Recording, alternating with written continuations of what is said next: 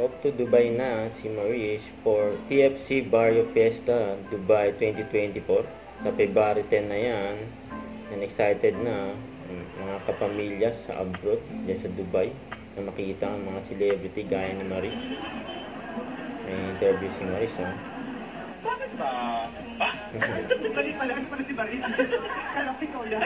Kasama ni Maris dyan sila Seth, Francine at Yolo. Sobrang busy namin both. Busy din siya sa kaka-rehearse and kaka-prepare for the River Maya reunion. Ako naman, shoots left and right. Well, ang na-maintain talaga namin ang good communication. Yeah. Actually, we make time for each other na. Well, alam mo yung nag-Valentine's date na kami in advance kasi alam namin dalawang super busy namin and I totally understand that hindi madali mag-ready sa isang napakalaking concert.